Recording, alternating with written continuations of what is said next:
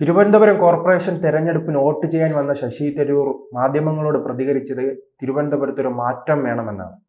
അദ്ദേഹത്തിന്റെ അന്നത്തെ സന്ദേശം പരിശോധിക്കുമ്പോൾ അത് ബി.ജെ.പിക്ക് അനുകൂലമാണോ എന്ന് നാം സംശയിക്കും. തെരഞ്ഞെടുപ്പ് വിജയത്തിന് ശേഷം ബി.ജെ.പി വിജയിക്കുന്നു. ബി.ജെ.പിക്ക് അഭിനന്ദനങ്ങളുമായി ആദ്യം ഓടിയെത്തുന്ന എം.പി അത് ശശി തരൂരാണ്. അപ്പോൾ തിരുവനന്തപുരത്തെ ഈ മാറ്റം സ്വന്തം മണ്ഡലത്തിൽ ബി.ജെ.പിക്ക് അനുകൂലമായ ഒരു സാഹചര്യം വന്നതിൽ ശശി തരൂർ സന്തോഷിക്കുന്നുണ്ടോ? തീർച്ചയായിട്ടും അദ്ദേഹത്തിന് സന്തോഷമുണ്ട് എന്നാണ് നമുക്ക് കരുതാൻ കഴിയുന്നത്. കാരണം ശശി തരൂർ അദ്ദേഹം എപ്പോഴും പറയാറുണ്ട്, ഞാനൊരു അഭിമാനിയായ ഹിന്ദുവാണ്. കോൺഗ്രസിൽ പലരും പറയാൻ മടിക്കുന്നൊരു സാധനം. അദ്ദേഹത്തിൻ്റെ ഒരു പുസ്തകമുണ്ട്, why I am a Hindu എന്നൊരു പുസ്തകം തന്നെ ഏറ്റവും വലിയ തെളിവാണ്. അപ്പോൾ ഞാൻ ഒരു ഹിന്ദുവാണെന്ന് പറയുന്നതിന് നാണിക്കാത്ത ഒരു കോൺഗ്രസ് നേതാവുണ്ട് എങ്കിൽ അത് ശശി തരൂർ. അദ്ദേഹത്തിന് കൃത്യമായിട്ടൊരു ഐഡിയോളജി ഉണ്ട്. ആ ഐഡിയോളജി എന്ന് പറയുന്നത് രാജ്യത്തിന് പ്രാധാന്യം കൊടുത്തുകൊണ്ടുള്ള ഐഡിയോളജിയാണ്. രാജ്യം വിട്ടുകൊണ്ടുള്ള ഒരു അല്ലെങ്കിൽ രാജ്യത്തിനെ അപകീർത്തിപ്പെടുത്തിക്കൊണ്ടുള്ള ഒരു രാഷ്ട്രീയത്തിനും അദ്ദേഹത്തിന് താല്പര്യമില്ല. മറ്റൊന്ന്, കോൺഗ്രസ് ഇപ്പോൾ സ്വീകരിച്ചുകൊണ്ടിരിക്കുന്ന ഒരു നയമുണ്ട്. ആ നയത്തിനോട് അദ്ദേഹത്തിന് തീരെ യോജിപ്പില്ല എന്നും വ്യക്തമാണ്. കോർപ്പറേഷൻ വോട്ട് ചെയ്യാൻ വരുന്നതിന് മുമ്പ് അദ്ദേഹം ഒരു മാറ്റം വേണം എന്ന് പറഞ്ഞപ്പോൾ കോൺഗ്രസ്സുകാർ തെറ്റിദ്ധരിച്ചാണ്, നമ്മുടെ കോൺഗ്രസിൻ്റെ നഗരസഭ അധികാരത്തിൽ വരും എന്നായിരിക്കും തരൂർ ഉദ്ദേശിച്ചത്. പക്ഷേ അതല്ല എന്ന് തെരഞ്ഞെടുപ്പ് കഴിഞ്ഞപ്പോൾ അദ്ദേഹത്തിൻ്റെ ഈ അഭിനന്ദനങ്ങളിൽ കൂടി മനസ്സിലായി.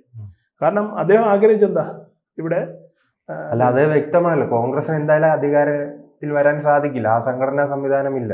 തീർച്ചയായിട്ടും ബി.ജെ.പിക്കാണ് സാധ്യത. തീർച്ചയായിട്ടും സാധ്യം.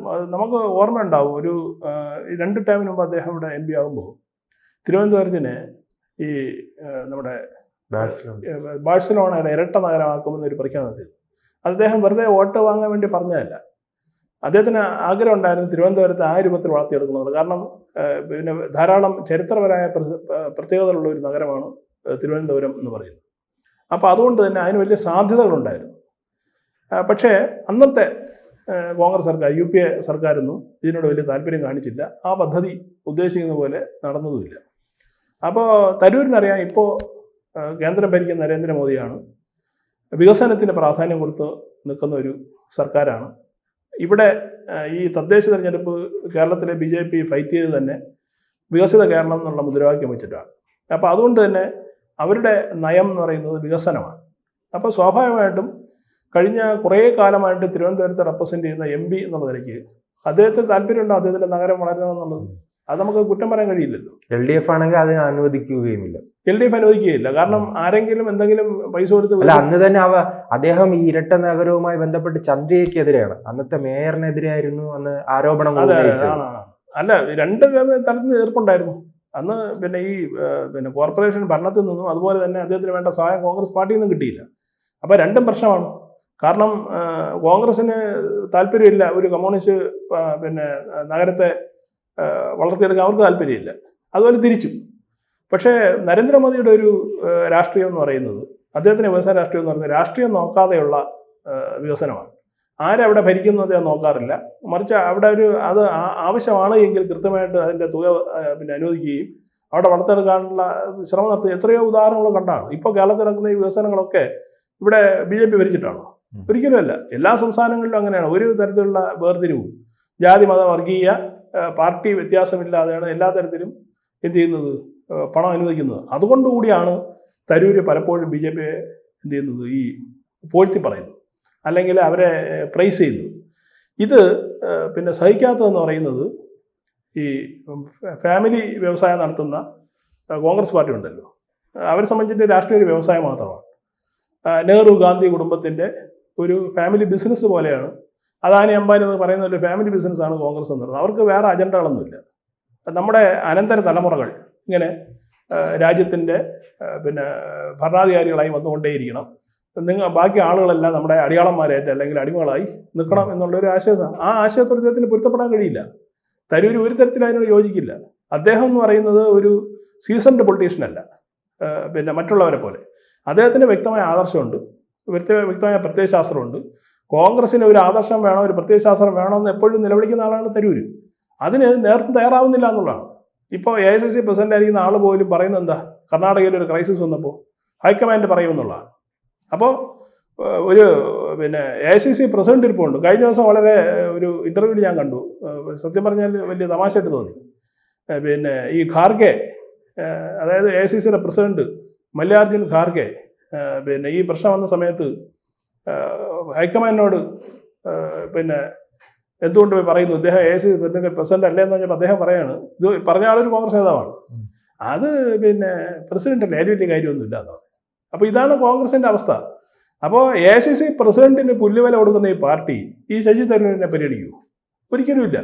അപ്പോൾ ഇദ്ദേഹത്തെ ഒരു സ്ഥാനവും കൊടുക്കാതെ പരിഗണിക്കാതെ അവിടെ ഇട്ട് രാഷ്ട്രീയമായി നശിപ്പിക്കുക എന്നുള്ളതാണ് രാഹുൽ ഗാന്ധിയുടെയും. കേരളത്തിൽ നിന്നും അവിടെ രാഹുൽ ഗാന്ധിക്ക് ഈ പറഞ്ഞതുപോലെ പിന്നെ ചെവിയിൽ പിന്നെ ഇത് ഓതി കൊടുക്കുന്ന ചില നേതാക്കളുണ്ടല്ലോ, അവരും ചെയ്യുന്ന അവരുടെ ഉദ്ദേശം അത് തന്നെയാണ്. എങ്ങനെയെങ്കിലും തരൂരിനെ എന്ത് ചെയ്യുക, അകറ്റി നിർത്തുക.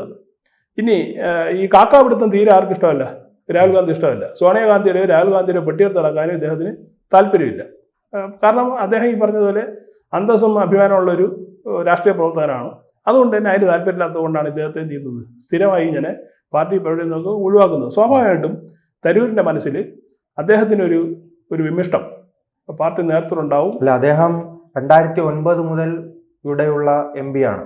ഇനി അദ്ദേഹത്തിന്റെ തിരുവനന്തപുരം വികസിക്കുമെന്നൊരു ധാരണ അദ്ദേഹത്തിനുണ്ടല്ലേ? തീർച്ചയായിട്ടും ഉണ്ട്. ഇല്ലെങ്കിൽ എനിക്ക് തോന്നുന്നത് ഒരു ഘട്ടത്തിൽ അദ്ദേഹം പിന്നെ BJP ചേരാൻ പോലും ശ്രമിച്ചാൽ നമ്മൾ അത്ഭുതപ്പെടേണ്ടതില്ല എന്നുള്ളതാണ്. കാരണം കോൺഗ്രസ് എന്ന് പറയുന്നത് ക്ഷയിച്ചുകൊണ്ടിരിക്കുന്ന ഒരു പാർട്ടിയാണ്. ഇന്ത്യയിൽ നിന്നും തകർന്നുകൊണ്ടിരുന്ന കോൺഗ്രസ് മുക്ത ഭാരതം എന്നുള്ള പിന്നെ BJPയുടെ അജണ്ട ഏതാണ്ട് പിന്നെ പൂർത്തിയായി തുടങ്ങി. ഈ കേരളത്തിൽ വലിയ മുന്നേറ്റം ഉണ്ടാക്കിയെന്നാണ് അവർ അവകാശപ്പെടുന്നത്. അടക്കമുള്ളവർ അവകാശപ്പെടൽ ആർക്കും ആവാമല്ലോ. പക്ഷേ ലാസ്റ്റിൽ അവസാന ഫലം വരുമ്പോഴാണല്ലോ ഇതിൻ്റെ എല്ലാം നമുക്ക് കൃത്യത തിരിച്ചറിയാൻ പറ്റുന്നത്. ഇപ്പോൾ കേരളത്തിൽ പോലും ഈ പറഞ്ഞതുപോലെ കോൺഗ്രസ് ക്ഷയിച്ച് വരികയാണ്. ഇവിടെ അവർ പിന്നെ മസിൽ പിടിക്കുന്നത് പിന്നെ മുസ്ലിം ലീഗിൻ്റെ SDPയുടെയും ബലത്തിലാണ്. അല്ല, കോൺഗ്രസ് പാർട്ടി നമ്മൾ ഒറ്റയ്ക്ക് എടുത്തു കഴിഞ്ഞാൽ കോൺഗ്രസ് വളരെ വീക്കാണ്. BJP അതിനേക്കാൾ വളർന്നു എന്ന് നമുക്ക് പറയാം. ഈ തദ്ദേശ തെരഞ്ഞെടുപ്പിന്റെ ഫലം പരിശോധിച്ചപ്പോൾ നമുക്ക് മനസ്സിലാക്കാൻ കഴിയും. അപ്പോൾ സ്വാഭാവികമായിട്ടും ഒരു പിന്നെ വളർച്ച ഇനി കോൺഗ്രസിനില്ല. അതിനി തളർന്നുകൊണ്ടിരിക്കുന്ന ഒരു പാർട്ടിയാണ്. ഇവിടെ നിന്നുകൊണ്ട് എനിക്കൊന്നും ചെയ്യാനില്ല എന്ന് ഒരാൾ മനസ്സിലാക്കി കഴിഞ്ഞാൽ സ്വാഭാവികമായിട്ടും ഇദ്ദേഹം കളം മാറി ചവിട്ടും. ആ തരത്തിലേക്ക് ഒരു നീക്കമാണോ ഇദ്ദേഹത്തിൻ്റെ ഈ പിന്നെ സുധിയുടെ പിന്നിലെന്ന് നമുക്ക് വേണമെങ്കിൽ നമുക്ക് സംശയിക്കാം. പക്ഷെ തരൂരാണ് ആളായതുകൊണ്ട് എന്താണ് സംഭവം നമുക്ക് അറിയാൻ കഴിയുന്നില്ല എന്നാണ് വാസ്തവം. അല്ല, അപ്പോൾ ഈ പ്രസ്താവനയ്ക്കെതിരെ സ്വാഭാവികമായി തന്നെ ഇനിയും വീണ്ടും കോൺഗ്രസിലെ നേതാക്കൾ രംഗത്ത് വരുമോ ശശി തരൂരിനെതിരെ? ഒരിക്കലും ഇല്ല. കാരണം തരൂർ ഇതിനേക്കാളും വലിയ പ്രസ്താവന നടത്തിയിട്ടും ആരും പ്രതികരിച്ചില്ല. അതിൻ്റെ കാരണം എന്ന് പറഞ്ഞാൽ അതാണ് ഞാൻ നേരത്തെ പറഞ്ഞത്, അദ്ദേഹം ഇഗ്നോർ ചെയ്യാണ്, അവഗണിക്കുകയാണ്. നിങ്ങൾ എന്തുകൊണ്ടോ പറഞ്ഞോ, ഞങ്ങൾ തിരിച്ചൊന്നും പറയില്ല എന്ന് ഞാൻ അവഗണിച്ച് ഇദ്ദേഹത്തെ പിന്നെ ഒഴിവാക്കാനാണ് കോൺഗ്രസിൻ്റെ തന്ത്രം. ഒഴിഞ്ഞു പോട്ടെ എന്നുള്ള നിലപാടാണ്. അല്ലാതെ ഓരോന്നിനെതിരെ പ്രതികരിക്കാമെന്ന് കഴിഞ്ഞാൽ ഇദ്ദേഹം കൂടുതൽ ശക്തനാണ്. അദ്ദേഹം തിരിച്ചു മറുപടി പറയും. അപ്പോൾ പിന്നെ രാഷ്ട്രീയ ചർച്ച ആ വഴിക്ക് പോകും, അവരുടെ മറ്റ് അജണ്ടകൾ നടക്കാതാവും. അപ്പോൾ അതുകൊണ്ട് ബോധപൂർവമായിട്ടാണ് കോൺഗ്രസിലെ കേരളത്തിലെ നേതാക്കളോ ദേശീയ നേതാക്കളോ ഇദ്ദേഹം പറയുന്ന ഓരോ കമൻറ്റിനും മറുപടി പറയാതിരിക്കുന്നതിന് ഒരു പ്രധാനപ്പെട്ട കാരണം അതാണ്. പക്ഷേ അവർ ശ്രദ്ധിക്കുന്നുണ്ട്, ഇദ്ദേഹം ആൻറ്റി പാർട്ടി ആക്ടിവിറ്റിയാണ് ചെയ്യുന്നതെന്നുള്ള ബോധം കൃത്യമായിട്ട് കോൺഗ്രസ് പാർട്ടിക്കുണ്ട്. പക്ഷേ അതൊരു വളരെ ലഘൂകരിച്ചാണ് കാണുന്നത്. കാരണം അത് 26-ലെ കേരളത്തിൽ നടക്കാൻ പോകുന്ന പിന്നെ നിയമസഭാ തെരഞ്ഞെടുപ്പുകളിൽ കോൺഗ്രസിനെ വളരെ സാരമായിട്ട് അത് ബാധിക്കും. ഏറ്റവും ചുരുങ്ങിയ കുറേ മണ്ഡലങ്ങളിൽ അത് ബാധിച്ചെന്നിരിക്കും. തരൂരിനെ സ്നേഹിക്കുന്ന ഒരുപാട് കോൺഗ്രസ്സുകാർ ഇപ്പോഴും കേരളത്തിലുണ്ട്. അവർ ചില മാറി ചിന്തിച്ചിട്ടാകുകയില്ല. അപ്പോൾ അതുകൊണ്ട് തന്നെ പ്രത്യക്ഷത്തിൽ ഒരിക്കലും പിന്നെ തരൂരിനെതിരെ ഒരു വളവങ്ങൽ കോൺഗ്രസിൻ്റെ ഭാഗത്തുനിന്ന് ഉണ്ടാവാനുള്ള സാധ്യത വളരെ കുറവാണ്. ഈ എന്താണ് വെയിറ്റ് ആൻഡ് സീ എന്ന് പറയുന്ന ഒരു രീതി ഉണ്ടല്ലോ, അതാണ് എനിക്ക് തോന്നുന്നത് കോൺഗ്രസ് ഇപ്പോൾ ചെയ്തുകൊണ്ടിരിക്കുന്നതെന്നാണ് നമുക്ക് മനസ്സിലാക്കുന്നത്. കൂടുതൽ വാർത്തകളും വിശേഷങ്ങളും നിങ്ങളിലേക്ക് എത്താൻ ABC മലയാളം സബ്സ്ക്രൈബ് ചെയ്യുക, ബെൽ ബട്ടണും അമർത്തുക.